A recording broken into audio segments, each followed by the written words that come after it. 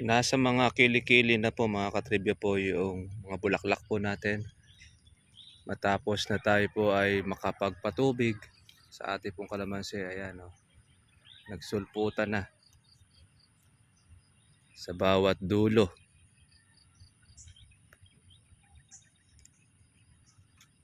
At pati na rin po doon sa mga dati natin mga pinagpitasan, lumulusot na po yung mga bulaklak. Ayan ang ating another batches ng ating pag-aalaga. Yung mga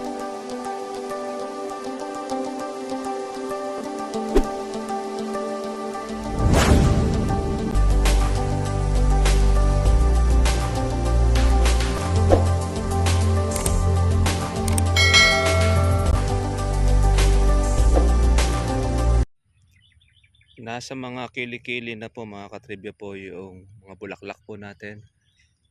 Matapos na tayo po ay makapagpatubig sa ating pong kalamansi. Ayan o, nagsulputan na sa bawat dulo.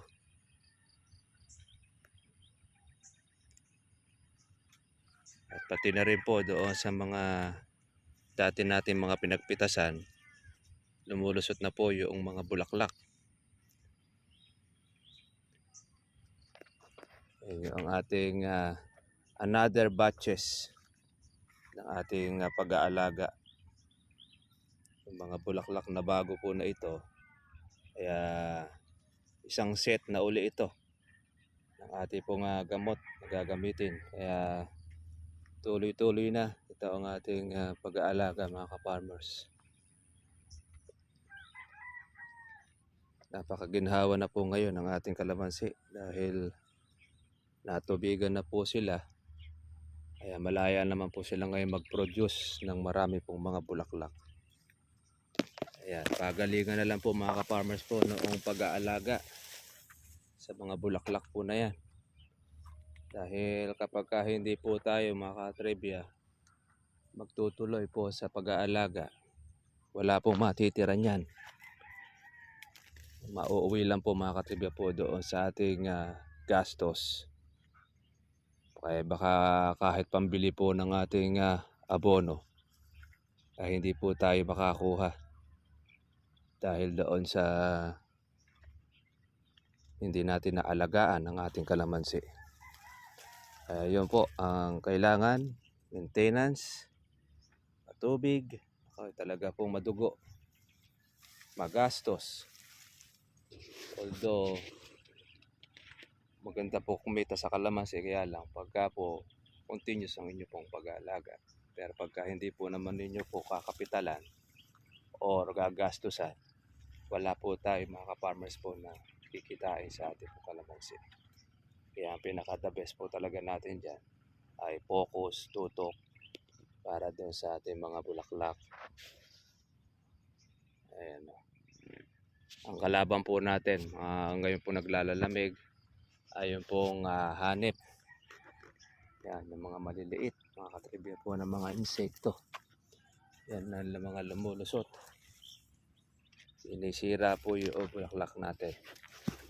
Kaya pagka marami pong bulaklak, kadalasan, pagka po yun ay sumalakay, hindi na po niya makukuhang bumuka.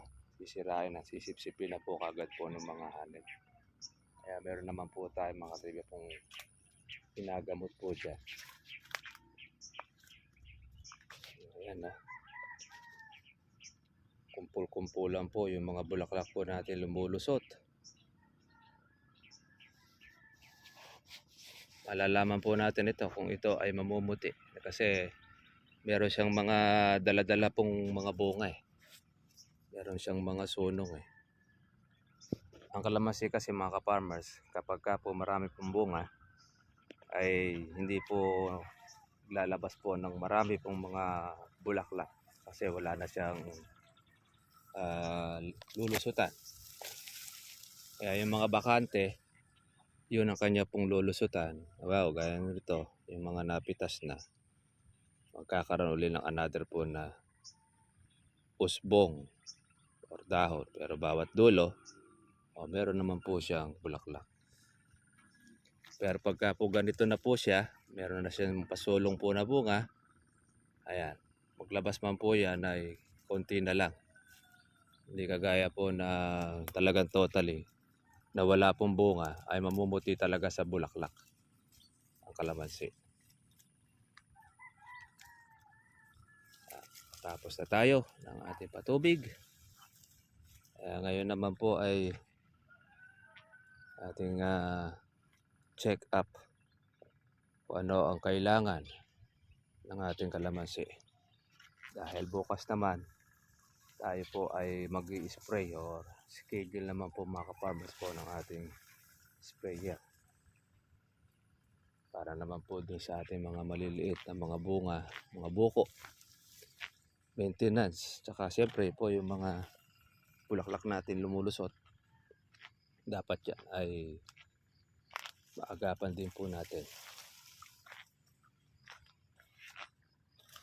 After naman yan, kung ito ay natubigan, siyempre yun naman pong mga damo ay maglulusutan din.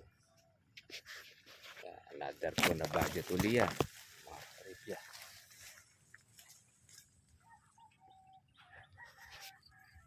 Ito yung last na ating natubigan, last part.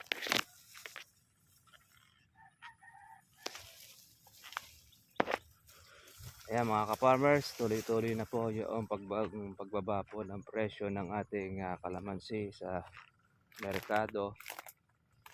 Pero nasa 2,000 pa rin naman po ang presyo po niya. Mataas pa rin po yan mga katribya. Kumpara po natin sa dating 1,200, 1,000. Tayo naman po ay medyo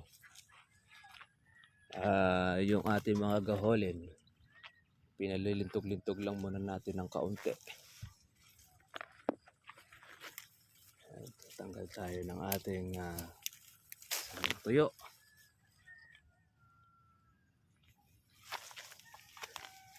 Ang ating baging.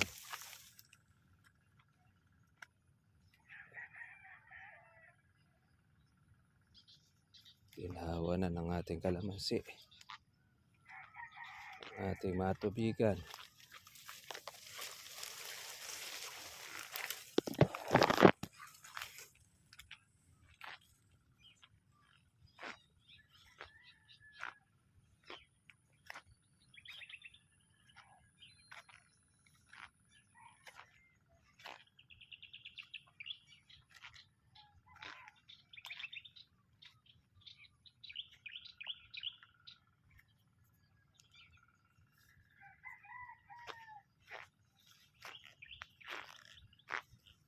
Ito. Ay, dami lumulusot. Ayan. Maliliit na mga bulaklak natin. No?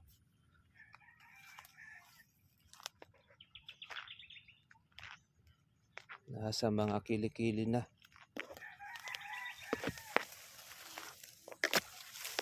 Dulo. Yung ating flower.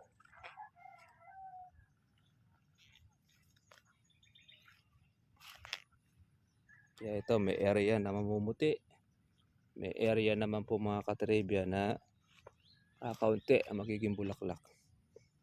Ngayon di pa natin masyado pong mapapansin dahil maliliit pa. Pagka medyo lumaki-laki na po ito, yun po natin makikita.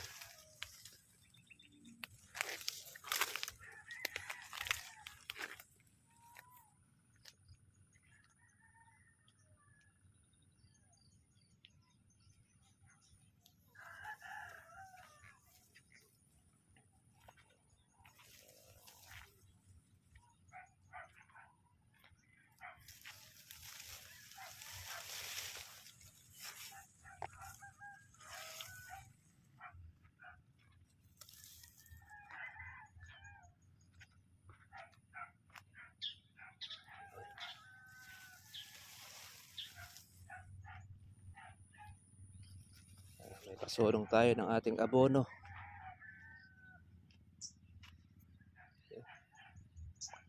Mga matanghito.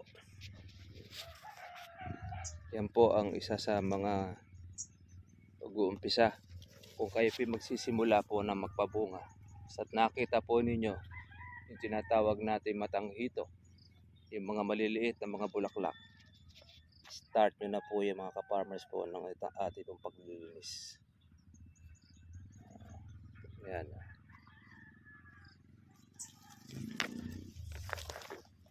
Daming bulaklak.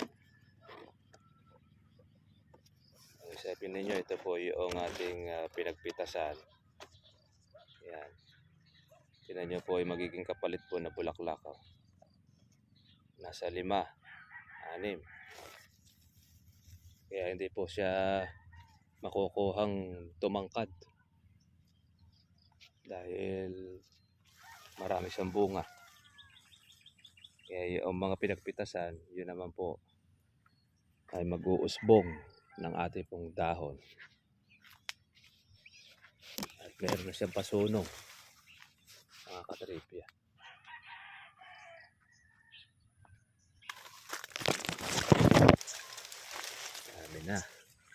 Marami na po at tayong nakikita flower.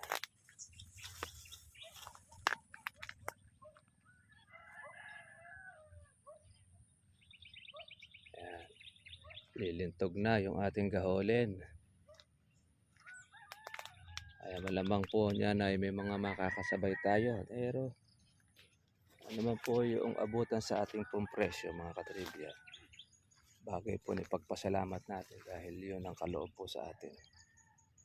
Siyempre, pag po mahal ang kalamansi, o konti ang dating. Pero pagka maraming kalamansi, bababa po ang presyo. Ang importante, meron tayong nakainan. Sige po mga katribya, i-address po sa inyo lahat. Balik po ulit po tayo po sa ating working, pagtatrabaho, at ayun, tayo po mga katribya po ay iba naman po ang ating gagawin. God bless po sa inyo lahat mga katribya.